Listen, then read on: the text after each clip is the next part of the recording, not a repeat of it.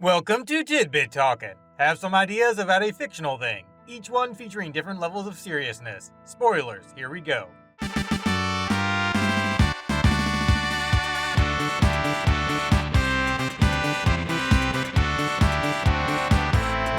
This initially mysterious frozen Esper destroys the Magitech armor around Terra because he senses how this sort of gadget can drain their species' powers. On that note, this army likely knows Valgar Monda isn't just an ordinary monster because their leader got intel on all the specimens known to be in this world by absorbing abilities from those in his lab and are just outright torturing them for info.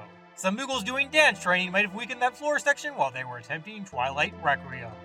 This tunnel may have been how that old man got to work because mining businesses wouldn't want their goods getting transferred out in the open where they'd easily be accessible for thievery partaking folks. Figaro Castle sets fire so easily because of all the oil stored within for charging its masterful mobilizing machinery. Bannon's health is so bad because as the leader of this world's largest and likely only remaining rebel group, he can't risk going into public places to see any doctors. King Flirtatious knows Buff Bro over here will be fine after getting launched based on the safe landing field acrobatics he performed while arriving to save them from Vargas. Celis probably got subdued in this sort of manner. Miss Mighty Mystic was in charge of that base right outside the sealed gate cave.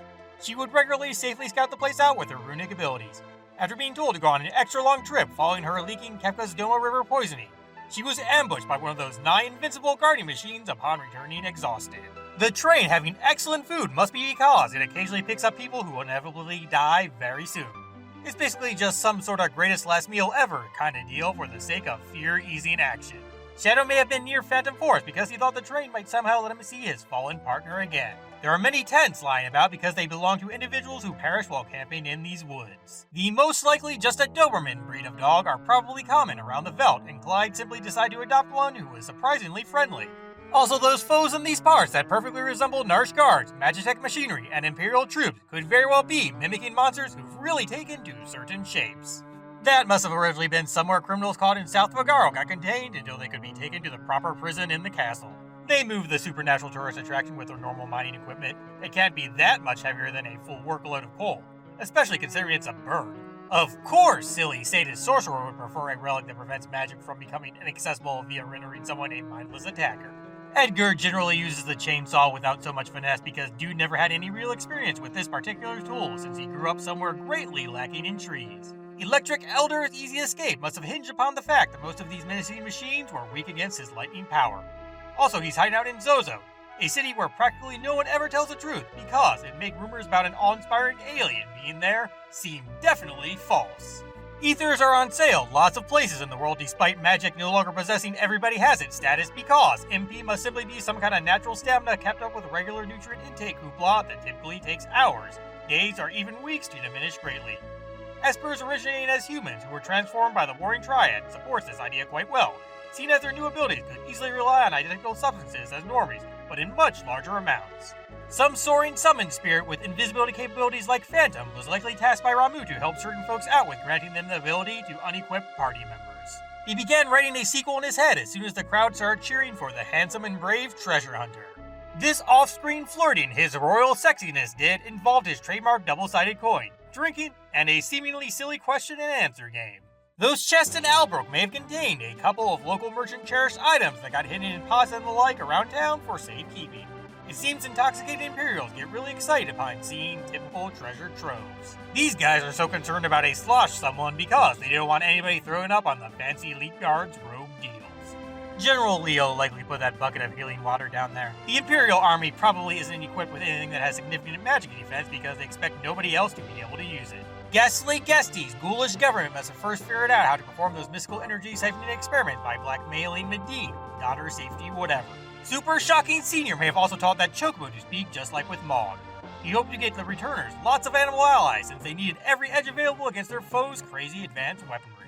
Apparently this is somewhere ninjas train, hence the endless supply of them upon flipping that switch. These outcast enemies are likely descended from some Espers who went insane after getting stranded right outside their world's dimensional door. Setzer didn't want Sid helping with airship repairs because he was worried Professor Hotdog would memorize the schematics and make new tech for Gestal's empire. This ship's engine room isn't actually dangerous. It just so happens to be where Kefka and the others in on their Emperor's secret plan are stowing away. Inkstein Assassin was never interested in helping the sorcery-sporting soldiers. He just accepted their offer, or even volunteered to make sure they don't do anything lethal to Realm and Thamasa. Interceptor was likely named so because he tried to intercept his master from abandoning his family out here. Gaul might possess magical monster mimicking malarkey because his mom was from this last remaining Magi settlement. Black-bearing, baddie-beating Buddy had trouble sleeping because being back in Thamasa was triggering a nightmare memory. Also, dude could expertly maneuver through that storehouse because this is his sort of hometown and he used to help out with errands like taking inventory or whatever as payment for their medical services. There are so many sort of duplicate Magicite granting entities based on creatures which usually have mythical status, at least in Final Fantasy itself if not the real world, such as Bahamut, who aren't truly relevant because multitudes of people got transformed by those three disgruntled deities into the beings from such legends. Their stories eventually became lost to this world's history because hordes having the same abilities meant nothing was noteworthy enough. Hence the last mentioned guy just being a more or less regular dude, and not a divine king. Kinda connected, Kefka is figuring out how to find the Warring Triad with these memorial statues while nifty returner folks are chatting with his escaped espers. Perhaps there's some sort of secret map etched onto them that only text confiscated by Vector can decipher. The reason summoning is only possible once per battle could very well be because the entirety of this world's magic is something already called forth by those crazy fighting triplets. Basically, others are simply pulling away their spells temporarily before they get rubber banded back. Also, this indicates they may not truly be gods, but rather folks like Rydia from FF4, who've reached full potential, just like demons feared oh so much. Maniac Magician's mysticism-muting malarkey might be a mutated form of Runic. That is, while remaining adequately focused, he can absorb currently stored ethereal energies, rather than just recently unleashed spells. Right before the floating continent, Kefka grew strong enough to drain things to death, which might be a skill Dude developed after he stopped holding back upon learning of Magicite. Prior to said discovery, events like dragging off Shiva and Ifrit by himself before throwing them away by hand were semi-regular occurrences of the getting an extra snack behind Gasol's back variety. Whenever his supervisor is actually watching, those two probably normally transport them directly to those disposal valves via automated injection tunnels. Related, getting rid of those mech-riding goons by deleting their spooky steel casing along with themselves may have been an on-the-spot test for seeing if these ancient animals could be similarly dealt with. Locke patching Protector Puppy up with his bandana is nice foreshadowing of Celes knowing he cares enough about wildlife to help a bird in the same manner. Absorbing these three's might may actually be relatively simple, since they don't really want it on account of all the self-loathing which caused that whole stoning themselves deal during the original bout. Meltdown is the strongest magic original ruler had because Sir Seditious II wanted said fellow to destroy himself and thus stashed away any magicite which could teach Ultima. Excessively Evil Employee of the Month throws Best Bad Boss off their floating continent because he knows said guy could very easily get back up soon if he doesn't. The Emperor almost definitely knows re-raise. That Phoenix gem cracked because it was the first Esper he drained. Given his inexperience with this process, whatever tech was used went too hard and left those stone remains damaged beyond use. Wanting to know if a more efficient process could be found, one where multiple harvests per lifeform would be possible, he dialed things back considerably, which ironically left him with a less effective situation, since the true final state of powered rocks never displayed itself again. Well, not before his eyes, anyway, and also not until the game started. Later on, Mr. Cole can restore that blazing revival foul because the party's connection with a myriad of fellow fantastics like Ramu and Medine was able to propel whatever spark remained into full flames once again. Also, unlike most others, Phoenix wouldn't fight back so hard to hide Magicite's existence from Gastal because dying regularly is part of its normal situation. Going against one's own instincts and general physiology is really difficult even for almost godly whatever. Shadow didn't care about the money. He wanted after a piece of that jester's hide for screwing with his home and family. Kefka may have used his new power to shape those other monsters into the similarly attired enemies found during the party's escape. The Triad might have finally been resisting self-appointed rookie ruler of heaven and earth's use of them a bit as the world they petrified themselves to spare got torn apart. Hence many people surviving. That so-called Light of Judgment might reshape this planet on an atomic level using the trio's supreme summoning power, as opposed to just outright frying things. In other words, it rewrites the reality into a state which can't maintain a comprehensible existence. This would have the side effect of new life coming into being becoming a much rarer occurrence. Captain Gambler likely instinctively leapt towards premier protagonist as the ship broke apart because she resembles his departed companion quite a bit.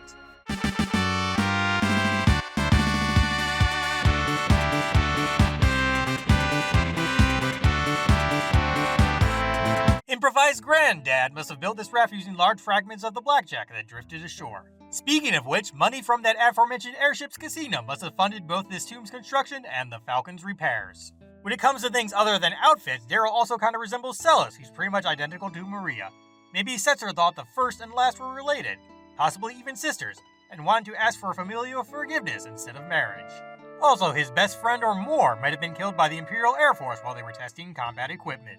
Their hill is somewhere only one of their trademark vehicles can reach. Quetzalli was probably killed by Deathcase after it attempted to avenge Bahamut, who was eaten by said Sky Demon. That guy wouldn't have tried consuming any more espers afterwards because of the stomach problems Magicite conversion caused. Shady Slasher and those other various ninjas may be Magi who rebelled and travel the world using their powers in secret. The scrolls are actually spell chants and other throws are performed with mystically enhanced precision.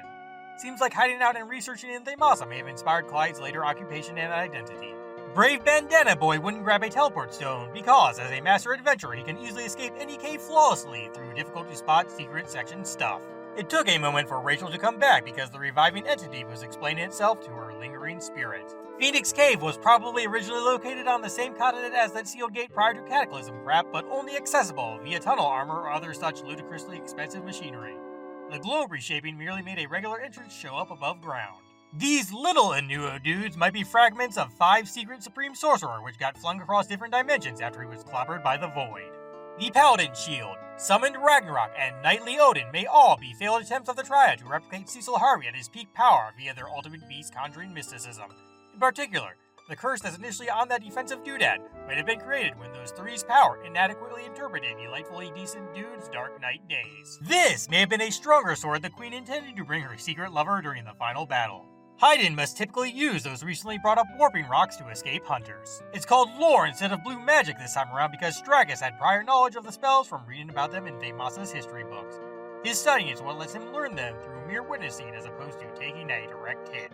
The Warring Triad may have been of the same species as the creator from FF4 The After. They simply just mutated into really jacked magic-wielding folk instead of delusional blob things. Those 8 dragons might have come from another universe and got pulled into this one by a certain literal world-changing event. Seems like a portal formed based on myths Kefka found interesting as he basked in his newfound godhood. Monsters might have originated from the terrifically terrifying triplets' attempt at making magical beings out of nothing before they start converting humans into espers. Related to that, these natural Beast Rider situations might have inspired the creation of Magitech armor, especially its animalistic look. Feisty Fluffiness is aware of crane games and stuffed animals because Narsh had one before the war started. It got torn down and recycled to help provide the city's security force with better equipment. Umaro knows how to tear through walls with perfect navigation skill because that's how he traveled through his home before his Moogle friend taught him about what civilized folks call paths.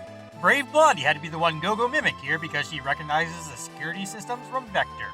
Vessie McCharmingface is kneeling so much longer than everybody else because seeing the other woman he recently swore to protect almost go splat got him extremely distraught. Also, at least one reason nothing grows until the final boss is gone is because he was constantly draining MP from everything while wielding stolen statue spell work.